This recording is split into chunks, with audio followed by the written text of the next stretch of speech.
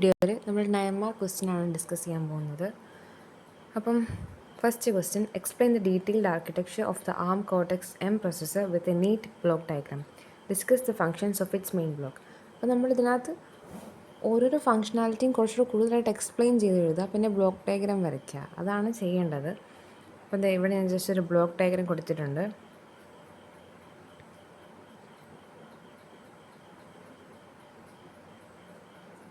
ഇനി detailed explanation of the key components. ആദ്യത്തേത് processor core and pipeline. നമ്മളിവിടെ 3 stage pipeline ആർക്കിടെക്ചറാണ് use ചെയ്യുന്നത്, അതായത് ഫെച്ച്, ഡീകോഡ് ആൻഡ് എക്സിക്യൂട്ട്. ഇനി നമ്മൾ തമ്പ് 2 ഇൻസ്ട്രക്ഷൻ സെറ്റിനെ എക്സിക്യൂട്ട് ചെയ്യുന്നുണ്ട്. അതിനകത്ത് 16 ബിറ്റും 32 ബിറ്റും കൂടെ കമ്പൈൻ ചെയ്തിട്ടായിരിക്കും നമ്മൾ ഇൻസ്ട്രക്ഷൻസിനെ ഹൈ കോഡ് ഡെൻസിറ്റിയിൽ എക്സിക്യൂട്ട് ചെയ്യുക. രണ്ടാമത്തത് രജിസ്റ്റർ ബാങ്ക്. അതിനകത്ത് 32 ബിറ്റ് രജിസ്റ്റേഴ്സ് ഉണ്ടായിരിക്കും, അതുപോലെ തന്നെ സ്പെഷ്യൽ പർപ്പസ് രജിസ്റ്റേഴ്സും ഉണ്ടായിരിക്കും. രജിസ്റ്റേഴ്സ് ഏതൊക്കെയാണെന്ന് ഇവിടെ കൊടുത്തിട്ടുണ്ട്. R0 to R12 എന്ന് പറയുന്നതാണ് നമ്മുടെ ജനറൽ പർപ്പസ് രജിസ്റ്റേഴ്സ്.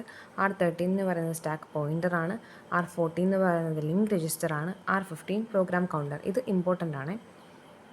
മൂന്നാമത്തത് nested vectored interrupt controller NVIC. Low latency ഉള്ളതിനെ ഹാൻഡിൽ ചെയ്യാൻ വേണ്ടിയിട്ടാണ്, ഇൻ്റഗ്രേറ്റ് ചെയ്ത ഹാർഡ്വെയറിനെ ഹാൻഡിൽ ചെയ്യാൻ വേണ്ടിയിട്ടാണ് നമ്മൾ NVIC യൂസ് ചെയ്യുന്നത്. അതിനകത്ത് supports up to 240 external systems interrupts with dynamically configurable priority levels. നാലാമത്തത് മെമ്മറി പ്രൊട്ടക്ഷൻ യൂണിറ്റ്. നമ്മുടെ 4 GB മെമ്മറി സ്പേസിനെ 8 അല്ലെങ്കിൽ 16 കസ്റ്റമൈസബിൾ ആക്സസിബിൾ റീജിയൻസ് ആയിട്ട് നമ്മൾ സ്പ്ലിറ്റ് ചെയ്യുന്നു. അവിടെ നമ്മൾ ട്രാക്ക് ആക്സസ് പ്രിവിലേജസ് എല്ലാം റെസ്ട്രിക്റ്റ് ചെയ്ത് വെച്ചിരിക്കുക ചെയ്യുന്നത്. അതായത് for example prevents user applications from overwriting the OS codes or critical hardware configuration. അതായത് നമ്മുടെ മെമ്മറി നമ്മൾ പ്രൊട്ടക്റ്റ് ചെയ്ത് വെച്ചിരിക്കുന്നു. Fifth one, bus matrix and AMBA interface. നമ്മുടെ കോർ ഇൻസ്ട്രക്ഷൻ ബസ്സിലേക്ക് ഐകോഡ്, ഡേറ്റാബേസ് ആൻഡ് സിസ്റ്റം ബസ്സിലേക്ക് കണക്ട് ചെയ്തിട്ടുണ്ട്. Simultaneous instruction fetching നമ്മൾ എനേബിൾ ചെയ്തിട്ടുണ്ട്. അതേപോലെ തന്നെ data access to eliminate memory bottleneck. SYS tick timer and debug support. നമ്മുടെ ഇതിന് തന്നെ നമുക്കൊരു built in 24 bit down counting system ടൈമറുണ്ട്. അതെന്തിനാണ് യൂസ് ചെയ്യുന്നത് പറഞ്ഞു കഴിഞ്ഞാൽ ഓപ്പറേറ്റിംഗ് സിസ്റ്റം ടിക്ക് ഇൻറ്ററപ്റ്റിന് വേണ്ടിയിട്ടാണ്. Second question, explain the ARM cortex M register set and operating modes or states in detail. ARM cortex M നമുക്കൊരു യൂണിഫോം രജിസ്റ്റർ ഫയൽ, അതേപോലെ തന്നെ ഒരു ഫ്ലെക്സിബിൾ എക്സിക്യൂഷൻ മോഡ് എല്ലാം നമുക്ക് പ്രൊവൈഡ് ചെയ്യുന്നുണ്ട്. ഇത് സെക്യൂർ അല്ലെങ്കിൽ ഒരു പ്രെഡിക്റ്റബിൾ എംബഡഡ് ഓപ്പറേഷന് വേണ്ടിയിട്ടാണ്. ഇനി ആ രജിസ്റ്റർ ഓർഗനൈസേഷൻ ഞാൻ ജസ്റ്റ് ഇവിടെ കൊടുത്തിട്ടുണ്ട് ഒരു ഫിഗറിൽ. ഒന്നാമത്തത് ജനറൽ പർപ്പസ് രജിസ്റ്റേഴ്സ്. നമ്മൾ നേരത്തെ പറഞ്ഞു R0 to R12 ആണ് ജനറൽ പർപ്പസ് രജിസ്റ്റേഴ്സ് വരുന്നത്. 32 ബിറ്റ് വൈഡ് രജിസ്റ്റേഴ്സ് ഉണ്ട്. Arithmetic, logical and data storage ഓപ്പറേഷൻസിന് വേണ്ടിയിട്ടാണ് നമ്മളത് യൂസ് ചെയ്യുന്നത്. R0 തൊട്ട് R7 വരെ നമുക്ക് എല്ലാ 16 ബിറ്റ് തമ്പ് ഇൻസ്ട്രക്ഷൻസും ആക്സസിബിൾ ആയിരിക്കും. R8 തൊട്ട് R12 വരെ നമ്മൾ 32 ബിറ്റ് ഇൻസ്ട്രക്ഷൻസ് വെച്ചായിരിക്കും ആക്സസ് ചെയ്യുന്നത്. B, stack pointer. ഒരു മെയിൻ സ്റ്റാക്ക് പോയിൻ്റർ ഉണ്ടാവും, പ്രോസസ് സ്റ്റാക്ക് പോയിൻ്റർ ഉണ്ടാവും. നമ്മൾ ഡിഫോൾട്ട് സ്റ്റാക്ക് ആഫ്റ്റർ റീസെറ്റാണ് മെയിൻ സ്റ്റാക്ക് പോയിൻ്റർ. ഒരു ആപ്ലിക്കേഷൻ ടാസ്ക് യൂസ് ചെയ്യുന്നതിനാണ് പ്രോസസ് സ്റ്റാക്ക് പോയിൻ്റർ നമ്മൾ പറയുന്നത്. ഇനി ലിങ്ക് രജിസ്റ്റർ R14 നമ്മുടെ റിട്ടേൺ അഡ്രസ്സിനെ സ്റ്റോർ ചെയ്യുന്നതാണ് ലിങ്ക് രജിസ്റ്റർ ചെയ്യുന്നത്. പ്രോഗ്രാം കൗണ്ടർ എന്ന് പറഞ്ഞു കഴിഞ്ഞാൽ ഈ points to the current address of execution. അപ്പം ജസ്റ്റ് ഒന്ന് ബ്രീഫ്ലി പറയുന്നതേ ഉള്ളൂ. ഇതിനകത്ത് എഴുതിയിരിക്കുന്ന പോലത്തെ പോയിൻറ്റ്സ് എല്ലാം കൂടി ആഡ് ചെയ്ത് എഴുതിയാൽ നമുക്ക് മാർക്ക് കിട്ടുള്ളൂ കേട്ടോ.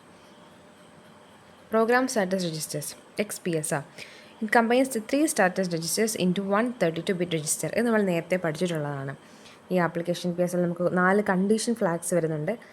N for negative, Z 0, C carry, V overflow, Q saturation. ഇനി എന്താണ് interrupt PSR?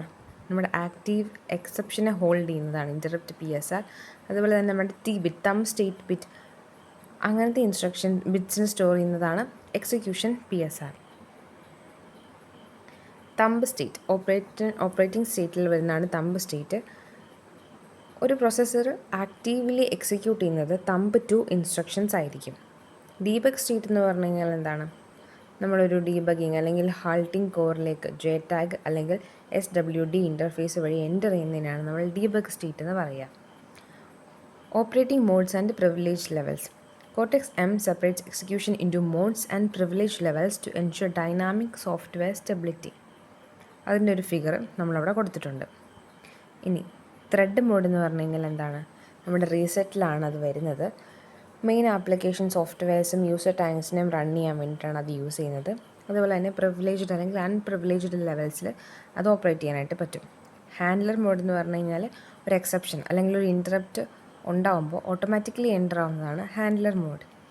Privilege levels. Privileged എന്ന് പറഞ്ഞു കഴിഞ്ഞാൽ എന്താ? എല്ലാ മെമ്മറി റേഞ്ചിനും ഫുള്ളി ആക്സസിബിൾ ആയിരിക്കും. അൺപ്രിവിലേജ്ഡ് എന്ന് പറഞ്ഞു കഴിഞ്ഞാൽ റെസ്ട്രിക്റ്റഡ് ആക്സസ് ആയിരിക്കും. മൂന്നാമത്തെ question, discuss the ARM cortex M memory map in detail.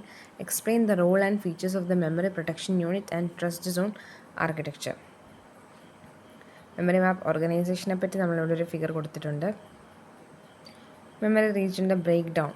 Code region ഉണ്ട്, SRAM റീജിയൻ ഉണ്ട്, പെരിഫറൽ റീജിയൻ ഉണ്ട്, എക്സ്റ്റേണൽ RAM റീജിയൻ ഉണ്ട്, എക്സ്റ്റേണൽ ഡിവൈസ് ഉണ്ട്, സിസ്റ്റം റീജിയൻ ഉണ്ട്.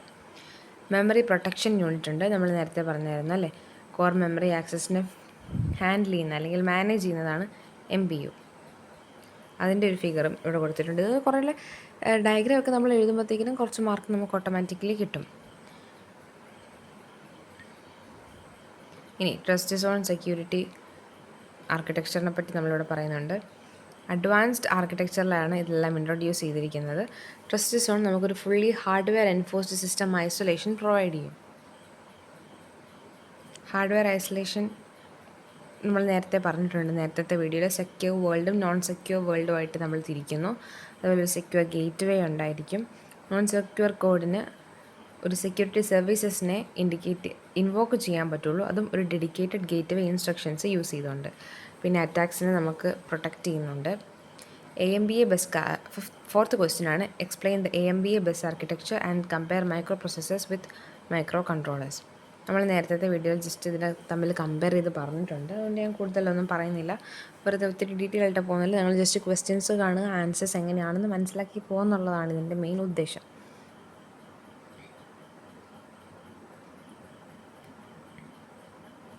ഇവിടെ കൊടുത്തിരിക്കുന്നതാണ് AMBA ബസ് ആർക്കിടെക്ചർ. ഇതൊരു open standard on chip interconnect സ്പെസിഫിക്കേഷനാണ്.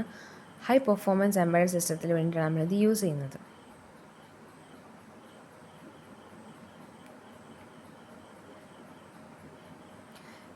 HB and APB ബസ്സസിൻ്റെ കമ്പാരിസനാണ് നമ്മളിവിടെ കൊടുത്തിരിക്കുന്നത്. ഹൈ ബാൻഡ് വിത്തും ഹൈ ഫ്രീക്വൻസി കോർ കമ്പോണൻസ് ആയിരിക്കും അഡ്വാൻസ്ഡ് ഹൈ പെർഫോമൻസ് ബസ്സിൽ. അഡ്വാൻസ്ഡ് പെരിഫറൽ ബസ്സിൽ ലോ ബാൻഡ് വിത്ത് അതുപോലെ ലോ പവർ സെക്കൻഡറി പെരിഫറൽസ് ആയിരിക്കും. ടാർഗറ്റ് കോമ്പണൻസ് എന്ന് പറയുന്നത് processor, core, DMA, controller, on chip, flash, SRAM ആയിരിക്കും. മറ്റേതിൽ ലോ ആയതുകൊണ്ട് തന്നെ GPIO, UART, timers, watchdog ഒക്കെ ആയിരിക്കും. Discuss embedded systems classifications, key characteristics and the role of embedded C with the while one infinite loop. ഇതിനെപ്പറ്റി നമ്മൾ നല്ല രീതിയിൽ ഫസ്റ്റത്തെ വീഡിയോയിൽ പറഞ്ഞിട്ടുണ്ട്. എംബഡഡ് സിസ്റ്റം എന്ന് പറഞ്ഞു കഴിഞ്ഞാൽ ഒരു കൺട്രോൾ ബേസ്ഡ് സോഫ്റ്റ്വെയർ ആണ്. ഒരു പർട്ടിക്കുലർ ഫംഗ്ഷൻ, ഒരു ലാർജ് മെക്കാനിക്കൽ അല്ലെങ്കിൽ ഇലക്ട്രിക്കൽ സിസ്റ്റത്തിൽ ഒരു പർട്ടിക്കുലർ ഫംഗ്ഷന് വേണ്ടിയിട്ടാണ് നമ്മളത് യൂസ് ചെയ്യുന്നത്. അതിനുവേണ്ടി യൂസ് ചെയ്യുന്ന സോഫ്റ്റ്വെയർ ആണ് എംബഡഡ് C. ഈ ഫംഗ്ഷനാലിറ്റി എന്ന് പറഞ്ഞു കഴിഞ്ഞാൽ സിംഗിൾ ഫംഗ്ഷനാലിറ്റിയാണ്. ഒരു സിംഗിൾ അല്ലെങ്കിൽ പ്രീ ഡിഫൈൻഡ് പ്രോഗ്രാമിന് continuously through out it's life time ആയിരിക്കും അത് റൺ ചെയ്യുക. റിയൽ ടൈം പെർഫോമൻസ് ആയിരിക്കും, അപ്പോൾ തന്നെ ആക്ട് ചെയ്യും. ക്രിട്ടിക്കലാണ്.